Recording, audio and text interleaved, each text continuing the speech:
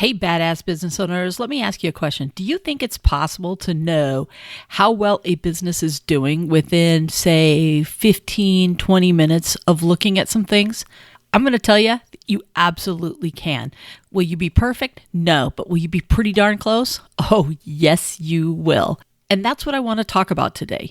When I'm looking at a business, one of the very first things I want to look at, I know those of you that have been listening to the show know exactly what I'm going to look at. I am going to look at the business numbers. I'm going to want to see the profit and loss statements that this business has had, whether it's only opened or if it's been opened for many years. Now, I want to get an idea of where that business is today. So more than likely, I'm going to want to see at minimum last year and this year. And I'm going to want to see that broken down by month with a year-to-date number. And I really am going to want to see those percentages because I don't want to have to calculate them out when a simple button will do to give us our percentages, because that's how we know if it's going well or if it's not going well. And when I get these business numbers, I want to dive into this because I want to know, if sales minus cost of goods minus expenses equals profits, I want to know all of those areas because that's going to give me an idea of if this business is making money or not, and where are they spending their money. A lot of people will go straight to that top line. And yes, that top line is cool, but at the end of the day, we care about that bottom line. So I'm going to look at the top line and I'm going to look at the bottom line and I'm going to say, oh, great, they did this much in sales, but how much of that did they keep? And at that time, then I'm going to go back and look at the cost of goods and I'm going to go look at those expenses because I want to see where they're spending their money. Is their cost of goods 50, 60, 70, 80%? Or their expenses 10%? Or are they as high as 30, 40, 50%? I've seen it all. Now, that doesn't make it right and it doesn't make it wrong. It really depends upon the particular business. But you need to be able to look at it to start to make sense out of it. The other thing you're going to want to do is you're going to want to look at it by month because you're going to want to know, is this business seasonal or is this business more consistent month after month? And if it is a consistent month after month, where are those pops coming where it's really high or really low? And what happened during that time frame? Were they out of stock? Did they lack people? What caused the particular hiccup that we saw? And if it is seasonal, how much money are they making during their peaks and how much are they losing during their slow months? And can those two offset each other? Then by looking at last year and this year, you can kind of get a feel going, okay, is this a trend? Is this not a trend? If you have more than 1 year, even better, you can stack those months on top of each other and see, is the business growing or is the business dying? Because a single snapshot in time doesn't really tell you anything other than what it is at that moment. For example, I might look at a P&L that looks pretty decent, not great, not bad, but if I don't have last year to compare it to, I don't notice that business is actually getting worse. Whereas the year before, they may have been making a lot more money off of their sales than this year they're making less. Now that might be strategic where they spent some money on some things they needed to be able to grow those sales. But without that information, I can't make that determination. I have looked at several businesses that have this and the owner doesn't even realize that their business is dying. They just see that the top line sales look good, but they haven't been able to figure out why they're spending more money. And the reality is it wasn't planned. They just happen to be spending more money. But I want to see as much history as I can because once again, that's going to give me the best picture of this business. I'm also going to dive in and see how the owner is paying themselves. As you know, you get paid two ways in your business, one as the employee of your business and once as the owner of your business. So I want to make sure that when we're looking and breaking into that thing, that there is a line somewhere in there that the owner is being paid a fair wage for the work that they are doing. And they're not just taking it off of the profitability of the business. The reason I want to do that is because it's going to give me a better idea if the business is profitable. For example, if I look at a business and they made $25,000 last year in net profit, that may be great as long as they took out money as an employee for the hours that they worked in that business. However, if they never took out any money for being an employee in the business and only made 25, that means the owner at most is going to get the 25, but the odds are they're not because they still have to pay taxes and anything else they plan to reinvest. We're looking to see has this business owner created a job for themselves, a hobby, or have they really truly created a business? So those are some of the things that I want to do is I want to see how are they paying themselves? And is there ways that they can pay themselves even a little bit more if necessary, depending upon how many hours they're investing in the business? I also want to look at some of the categories that they have within their business, because I want to see, is the business being carried by one or two categories? Are all the categories down? Is it just one part of the business that's down? You want to look at all of that. Are they spending money on some things but not on other things?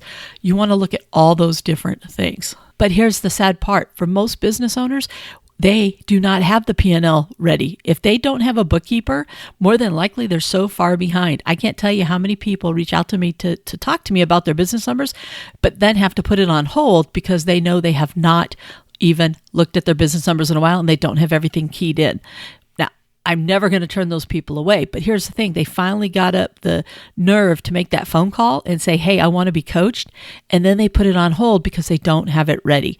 Folks, you don't want to do that, okay? You want to be able to say, hey, when you're ready and you're excited, that's when you need to make those steps. And yes, you're going to have to put your P&Ls together. And yes, you're going to have to find time. Here's the thing. You might just say, hey, it's better for me to have a bookkeeper and to give them everything that they need so that they can stay on top of those numbers. It's important that you know your business numbers at all times. Now, that doesn't mean you're going to spend hours and hours every single month. It just means you're going to stay on top of those because that's the health of the business, what you're taking in and what you are spending. Now, I could go on and on about business numbers, but that's not what I want to do. When I'm looking at a business, I want to look at a few other things in that business. I want to look at what the community is saying about that business. Is their customer service strong? What do people think about the quality of the work that they do? Is their business primarily referrals, or are they having to turn around and spend tons of money on marketing? Believe it or not, that simple question alone can answer a lot of things. The other day, I'm talking to somebody and all of their business has been from referral, and they've continued to grow their business year over year. That tells me right away that this business owner has built a great business based off of great customer service, and their customers love what it is that they're seeing happen. Because if you think about it, when do you give out a personal referral and encourage someone to use somebody? It's when you are happy with the results of what you've received. When do we give a referral? We give a little bit of our trust in the person to the other individual. So trust me, it is very difficult to build your business on referral only, but for those that do, I know that they have a great reputation in their community, and they're probably on top of communication and on customer service and in quality just for that alone. Whereas somebody else who spends thousands and thousands and thousands of dollars every single year on marketing, but yet their business isn't growing, tells me they can't keep them, which tells me that they might get somebody through the door, but their referral business and their repeat business is really suffering because that business hasn't taken off once they flooded themselves with some of these people. And that can tell you that there is a problem brewing on the back burner. I'm going to talk to the business owner about their ideal customer. Who are they serving? Are they all over the place? Are they trying to serve everyone? What areas are they serving? Are they running all over tarnation and not sticking to our 5-mile rule? Now, I don't ask tons of questions. To me, these 3 or 4 questions and really diving into these areas are really going to give me a good idea of the business. Sure, I can sit there and ask thousands of questions and really nitpick apart the business. But the reality is, if we fix some of the core issues in our business, a lot of the little ankle biter problems in our business go away. If a business owner is watching their business numbers and learning how to read them and understand them and making changes in their business based off of them, guess what? All those little problems will go away. If I find out that somebody's reputation is not the best, well then heck, that tells us right there that we've got to work on those problems. Because honestly, if those problems exist, their P&L is going to suck. It's just they go hand in hand together. I was looking at some P&Ls for 2 similar businesses a few weeks ago, and guess what? You can see the difference between the 2 locations just based off of what the numbers were saying. It's amazing what you can find out when you stick to some core questions that will give you an idea of how well a business is doing. Now, why am I bringing all of this up to you? One of the things that I'm a big proponent on is that you take a pause and you do a business health check, that you step away from your business for a minute and you ask yourself, how is my business doing? What are the numbers telling me? And what does my community tell me? What is my brand? What is it that the community says about me? What would they say about me if somebody started talking to them? Am I serving everybody or am I serving nobody? This is very similar to a few episodes ago when we talked about the 5 mistakes business owners make. Believe it or not, they all go hand in hand. But when I'm looking at a business for the first time, I don't have the history of that business. In about 15 minutes, like I said, if I have the numbers in front of me and I can ask some basic questions, I can get a pretty good idea of the business. Now, could I be off? Absolutely. But am I going to be that far off? No, I don't think so, because I've looked at a lot of P&Ls in my lifetime, and I can tell you, you can see some of the core things just by looking at those numbers and asking a few questions to follow up with. But here's the good part. Everything is fixable. It really is. Because even a business that is still just a hobby or more of a job has the ability to turn around with some focus and with zeroing in on what that business owner needs to do. Honestly, every business has hope. The only time a business does not have hope to get better is when the business owner has already checked out. If the business owner is already defeated and giving up, then yeah, it probably is best for that business to not go anywhere else. Then it's a matter of, do you close it up, or do you sell it, or do you sell off the parts to it? What do you do? But I will tell you, the vast majority of people are just tired. They're frustrated, they're tired, and they don't know what to do, how to make it better. And I promise you, by asking these few questions, it's going to give you some insight into what your next steps need to be. Don't try to slay the dragon. Don't try to conquer everything. Start with the little stuff and ask yourself, is it something as simple as my pricing is off? Yes, because if you're busting your butt and you've got great customer service and great referral business but you're making no money, that tells me right there, just when I put those combination of things we've been talking about, that you probably have a pricing problem. You're not pricing yourself properly, which is not accounting for your costs and your expenses, and more than likely, not even your employee wage that you should be paying yourself. And by most of the time, even if you're running a lean, mean machine, it all comes down to your pricing is off because you're not paying yourself as an employee in that business. Or you're only paying yourself as an employee and you're not making sure you've got any profit built in to your business, which is why your pricing is still off at the same time. A lot of times, a lot of our problems in our business come down to one or two things, which is why I focus on these things. Now, I know I'm rattling at this stage, and I guess one of the things I want to do is, if you're out there right now and you're struggling and you're saying, hey, if I just called a coach, or if I just had a coach, or I just need to talk to somebody, here's the thing, just start where I would start and just look at it through another set of eyes. And if you need another set of eyes to look at, I'll be glad to help you out. But I'm telling you, most of the time, the answers are right in front of you and you don't even realize it because you're so close to the problem. And I'm just asking you, step away for a moment.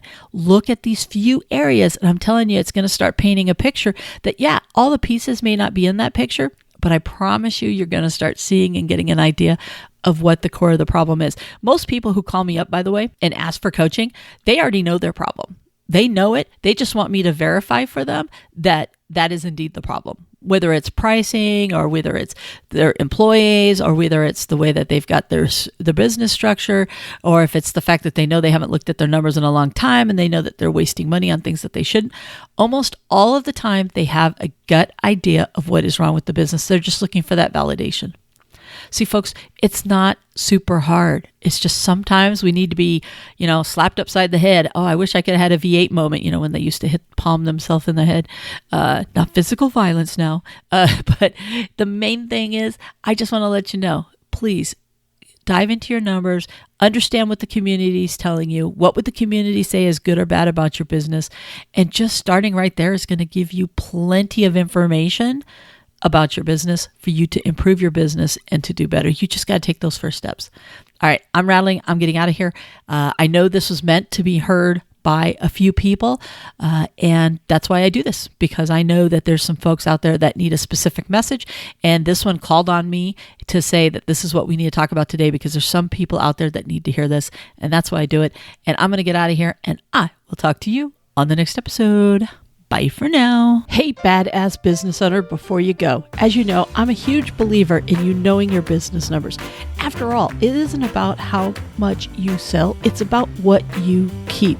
And the best way to grow your profits is to start diving in and understanding those business numbers. To help you on this journey, I have created the Know Your Business Numbers course. We will walk through how to read your profit and loss statement. You'll learn the key calculations that'll help ensure that you're making a healthy profit on all of your products or services, plus a ton of other good stuff that'll help you learn how to use those business numbers to create even more sales and profits. Just check out the link below in the show notes or visit knowyourbusinessnumberscourse.com. So if you're ready to increase those profits, it's time you start diving into your business numbers.